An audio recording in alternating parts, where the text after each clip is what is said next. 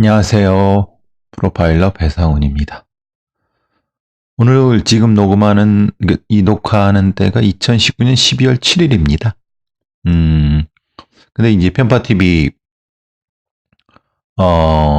녹화는 보통 목요일이나 금요일이고, 오늘은 토요일이라서 아마도 엊그제 했던 녹화본을 지금 편집 중이에요.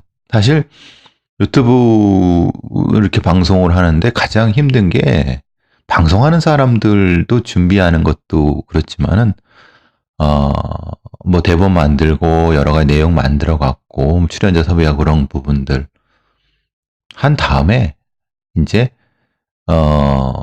실제로 볼 수 있는 내용 볼 수 있는 화면으로 만드는 거 그게 가장 힘들다고 하더라고요. 그래서 보통 한번 녹화를 하면은 한 이틀 정도? 결국은 그래서 이제 목요일이나 금요일날 녹화하고 월요일날 릴리즈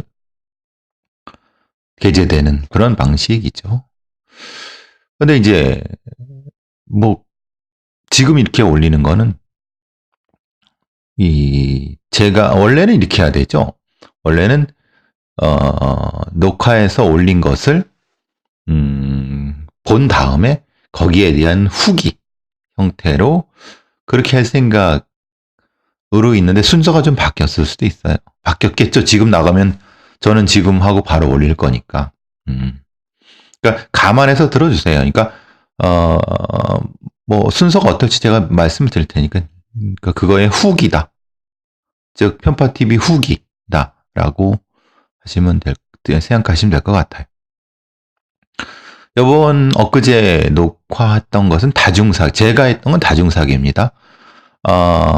뭐 아시겠지만은 제가 소재를 하나 선정하는 거는 주로 범죄 관련된 부분이고 나머지 하나는 이제 유아라 기자나 정중근 편집장이 하는 형태의 다른 여타 뭐 정치 얘기도 있고 선거 얘기도 있고 뭐 다른 기타 그리고 이번에는 다른 형제복지원의 그 특별법 관련된 얘기예요. 그러니까 결국은 이번 주 내일 모레 나갈 거는 형제복지원 관련된 특별법 그리고 형제복지원에 대한 사건에 대한 거 그다음에 다중사기에 대한 거죠.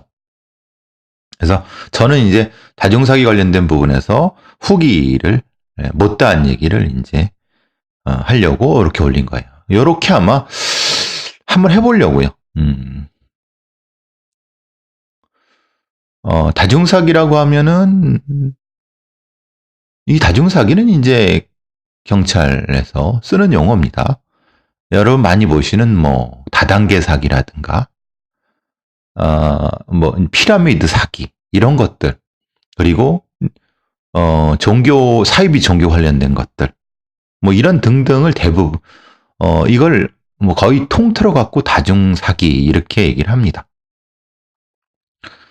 물론 이것을 특별하게 이제 예를 들면은 마약 수사대가 마약 범죄 마약 수사대가 하죠.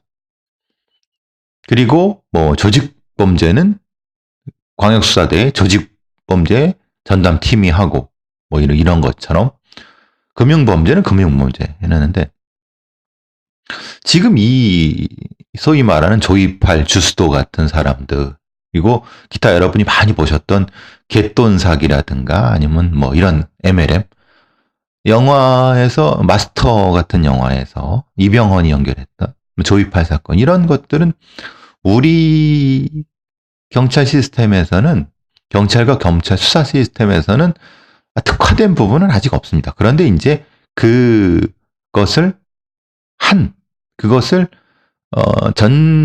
전문적으로 뭐 이렇게 전공한 수사팀이 있는 건 아닙니다. 그런데 이전에 그런 걸 수사해 봤던 수사팀들이 있기 때문에 그쪽으로 파견을 나간다든가 그리고 뭐 서울 남부지검의 금융조사부 같은 거. 근데 금융조사부도 사실은 거는 증권 관련된 부분 이런 거가 연결이 됐지 다중사기하고는 다중사기는 사실은 전담하지 않아요. 사실 이게 우리의 그 검찰, 경찰 수사 시스템 자체가 피해자 위주, 그러니까 직접 이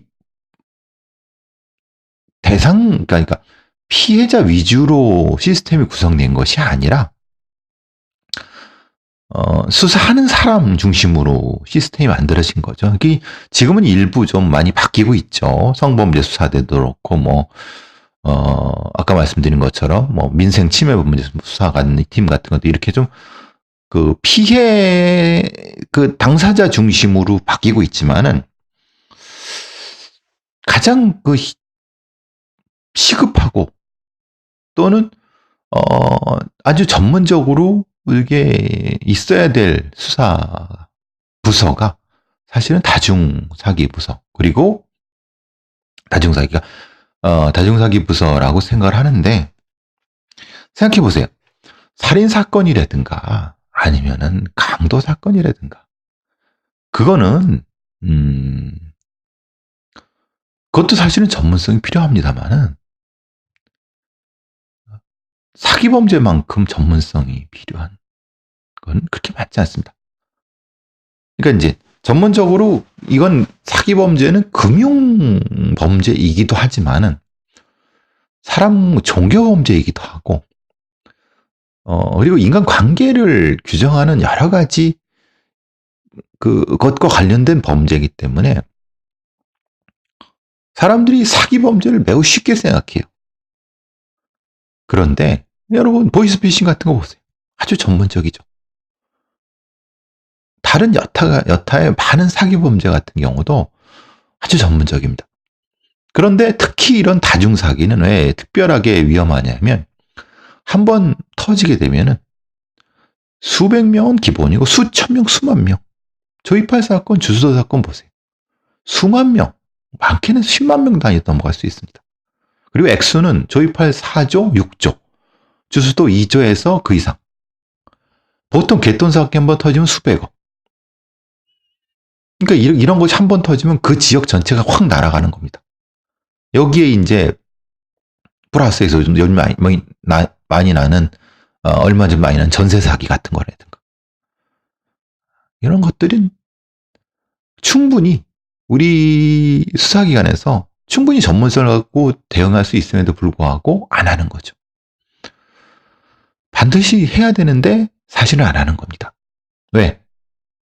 이건 하기도 어렵고 해도 실제로는 별로 성과가 나지 않고 그런 부분이 있는 거죠. 그래서 이제 그 얘기를 좀 더 해보려고 이제 사기 사건에 대한 다중사기를 한번 가져와 봤어요. 사실 이 현파 TV에서 이런 범죄 사건을 다루는데 그거 하나로 뭐 다 끝날 그런 건 아닙니다. 해보고 다중사기 이 정도 해보고 부족한 거 있으면 거기에 또 조금 더 틀거리를 갖춰다가 조금 더 해보고 형제복지원 사건처럼 그런 거를 해보고 그런 사건을 어떻게 우리가 파헤치고 또 그 대책을 얼마나 하는데 얼마나 도움을 줄 것인가 이런 부분을 하고 또 더 추가하고 부족하면 더 추가하고 이런 식으로 할 수밖에 없는 거죠. 아직까지는 이 편파 TV가 지금 시작한 지도 한 2달 정도밖에 안 되고 2달? 한 석 달 됐나요? 안 되고 또 아직도 틀이 많이 잡히지 않은 상태에서 그리고 조금 더 밀도 있게 해야 되는 부분이 있어서 그건 좀 감안해 주셨으면 좋겠고요. 사실 편파TV 후기에서 다중사기에서 본편에서 이제 말씀을 많이 듣겠지만 못다한 얘기가 좀 있죠. 사실 여러분도 그런 걸 들어보셨을지 모르겠지만은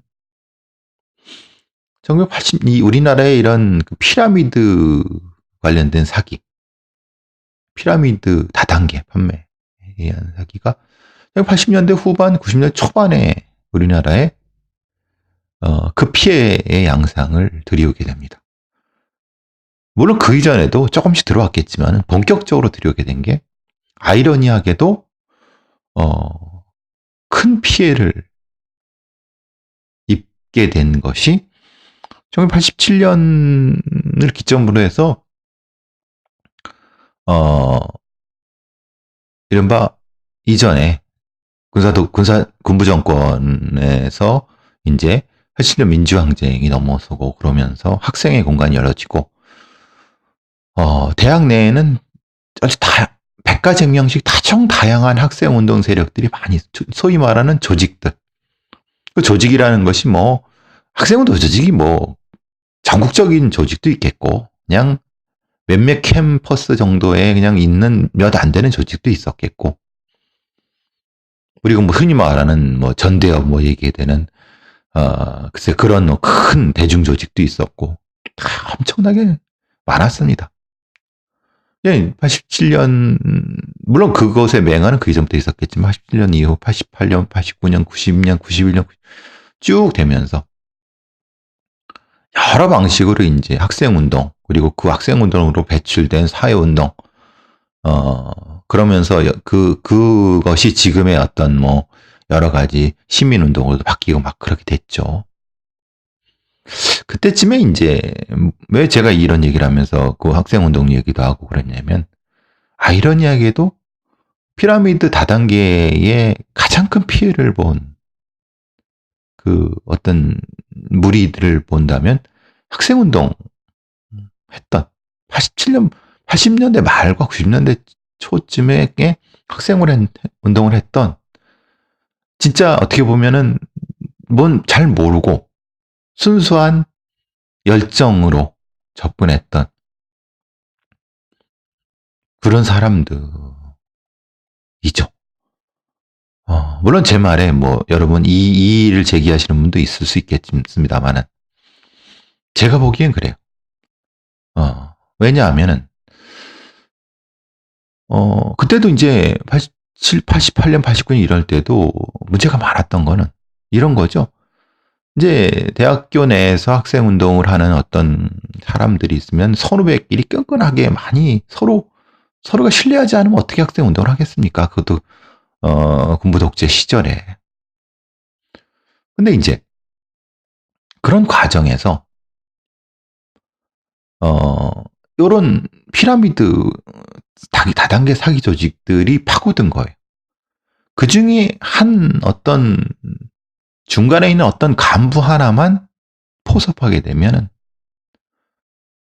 거의 뭐 그 학생 운동에 그 사람을 따르는 후배들 아니면 동료들 이런 사람들은 싹 다 다단계 조직의 조직원이 되는 거죠. 그러니까 학생 운동을 했던 조직원이라고 하잖아요. 학생 운동 구성원들이 그게 뭐 복잡한 무슨 뭐 흔히 말하는 뭐 엄청나게 뭐 비밀스러운 조직이 아니지 않습니까? 다 대학교에 있는 그런 사람들이지 않습니까? 공부하면서 나와서 일부 시위도 하고 학생회 활동도 하고 근데 한번 그런 조직에 침투를 당하게 되면 이런 거죠. 쉽게 말하면 그 중에 이제 학생 운동을 하는 어떤 사람을 피라미드 어떤 조직원들이 포섭을 해요. 돈으로. 돈을 포섭하는 거 쉽죠. 왜냐면 뭐 등록금 대주는 거. 그리고 더더군다나 지금 피라미드 조직의 조직 논리가 소위 말하면 비밀 조직 운영 논리와 크게 다르지 않거든요. 그렇지만 목적이 다르죠. 목적은 다단계는 돈을 쪽쪽 빨아갖고 사기를 치려고 했던 거고 학생운동 조직은 그들로부터 이제 열정을 통해서 사회의 민주화를 결과로서 내려고 했던 거죠. 그 과정에서 이제 여럿이 많이 다치는 걸 전 눈으로 봤습니다. 뭐 제가 아는 어떤 애는 자기도 모르게 한번 빠져갖고 자기 후배들 싹 다 그 다단계 조직에 교육받으러 막 다 몰고 이래야 된다 해갖고 후배들을 다 그렇게 몰아갖고 끝내는 저는 자살한 것도 봤어요. 그리고 정신병원에 가고. 감당을 못하는 거죠, 정신적으로. 그러니까 피폐하게 되는 거죠. 완전히 다 착살나는 거죠. 근데 왜 제가 이런 얘기를 드리냐면은, 그냥 이랬다고 하면은, 그래, 나쁜 놈들. 어? 역시, 저기, 다단계 피라미드 조직은 상정을 못해. 근데 제가, 그, 뭐, 그게 80년대 후반이고, 저는 한참 뒤에 이제 2000년 중반에 다른 일도 하고 그러다가 이제 경찰청 프로파일러로 특채가 돼갖고 일을 해서 뭐 서울에 있는 뭐 이것저것 경찰서도 다니면서 수사도 하고 뭐 이런 그런 과정에서 알게 모르게 이제 그 당시에 이제 그 그쪽이 학원가에서 그런 거를 담당했던 소위 말하는 정보과 형사들이죠. 근데 그 정보과 형사들은 이제 퇴직할 때가 다 돼갖고 거의 뭐 끝물 그런 사람들. 이 어쩌어쩌 하다가 어차피 경찰들은 뭐 이런저런 수사하다가 보면 다 알게 되지 않습니까? 이것죠. 그러니까 그런 얘기를 술 먹고 하는 거예요. 자기 예를 들면 그런 거죠. 옛날에 자기가 뭐 일종의 뭐 그게 뭡니까? 일종의 그 자기의 그 활약상이죠. 학생 운동 조직을 어떻게 깨트렸는지 이런 것들. 뭐 저도 경찰이었고 지금 뭐 같이 얘기했는데 뭐 술 한잔 먹고 그런 그러시냐고 아유, 고생 많이 하셨다고 뭐 그런 얘기. 그때 그런 얘기를 직접 들었어요. 그러니까 참 망감이 더 교차하죠. 벌써 1988, 9년, 90년 기준으로 해도 20년이 지난 거죠. 그죠? 제가 경찰서 일할 때가 2008년 뭐 이렇게 되니까 18년 돼. 18년, 16, 7년 된 거죠. 어쨌든 뭐 그런 얘기를 쭉 하면서 이게 근데 어떻게 그게 가능한가? 근데 얘기는 뭐 되게 간단한 거예요. 예를 들면은 그런 형태의 뭐 물론 이게 그 사람의 말하자면 그냥 허풍일 수도 있어요. 근데 얘기를 들어보면은 허풍만은 아닌 것 같아요. 왜냐면 얘기하는 맥락이 있잖아요. 그 얘기는 뭐냐면 결국은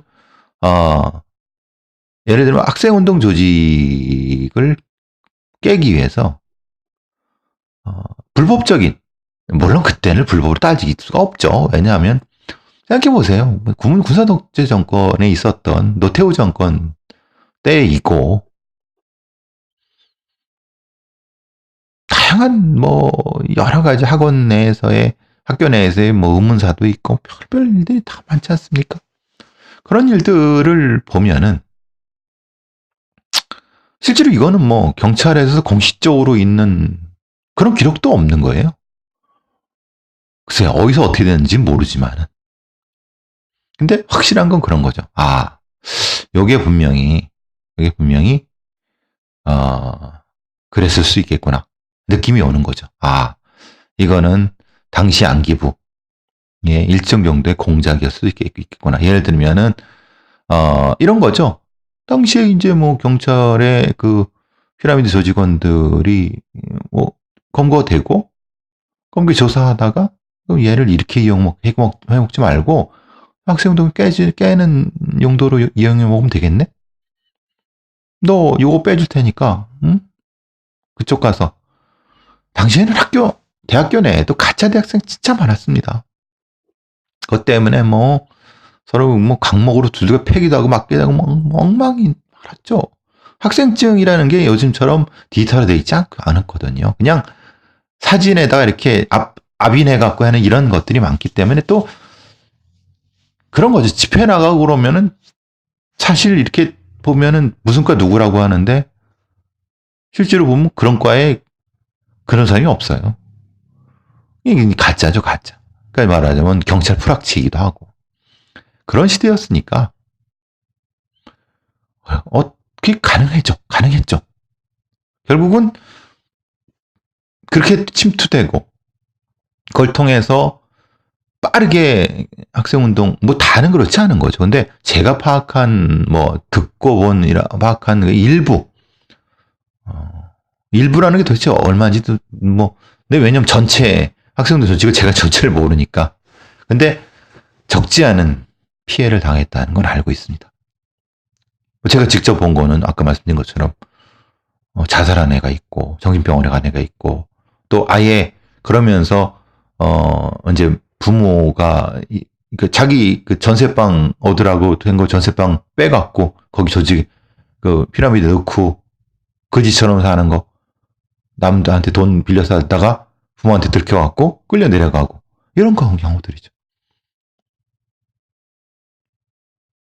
그런 경우는 그냥 남자들 같은 경우는 군대 가고 이런 형태. 군대 갔다 온 다음에는 그냥 조용히 취직해서 살고.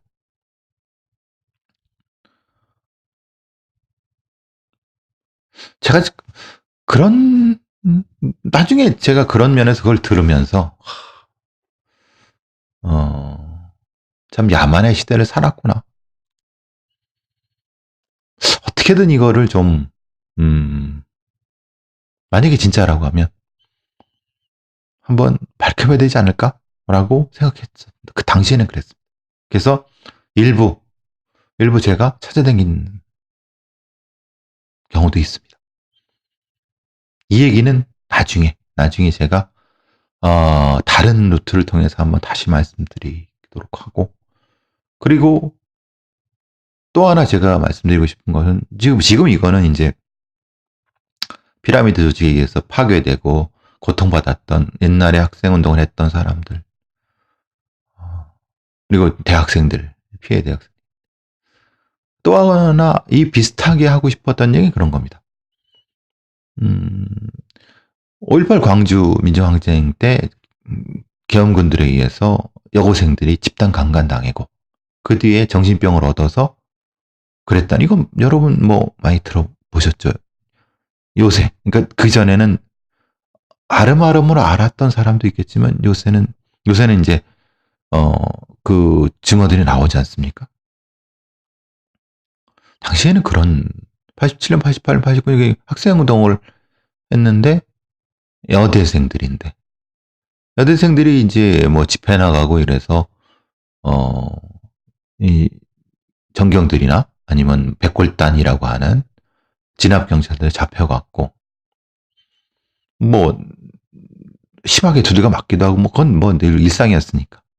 근데 이제 성적으로 범죄를 당한, 성적으로 폭력을 당한 경우들. 그리고 이제 한번 그 경찰에 끌려가서 그런 아주 힘든 짓을 당한. 그랬는데도 불구하고 얘기하지 못하고 조용히 고통 속에서 어떤 애들은 자살을 해서 죽어가거나 어떤 애들은 정신적으로 문제가 있어서 그냥 단연대로 그냥 쉬거나 휴학을 하거나 그리고 그 뒤에 한참 뒤에 다른 데서 보이지 않거나 이런. 저는 경찰에 있을 때 아까 그 다단계 사기 그런 경우도 분명히 있을 수 있겠다. 들어보니까 충분히 가능한 얘기예요. 물론 증거는 없습니다. 다 그런 사람들이 떠버린 얘기일 수 있어요. 그런데 아니에요. 가능한 것 같기도 해요. 이거는 다른 노트를 통해서 제가 한번 말씀드릴 시간이 있을 겁니다. 어쨌든 사실은 조금 더 우리의 지금 하고 있는 편파 TV가 우리가 과거의 시간을 통해서 돌아보지 못한, 생각해 보세요. 일본군 노예, 피해자 할머니들, 일본군 위안부 피해자 할머니들이 불과 김학순 할머니 전에는 소문으로만 알았어요. 있었다는 걸. 근데 밝혀지지 않았어요. 용기 있게 누가 나서지 않고 용기 있게 나서지는 것만이 아니라 그럴 수 있는 환경을 만들어지지 못했죠. 분명히 기록 같은 것도 분명히 존재하잖아요.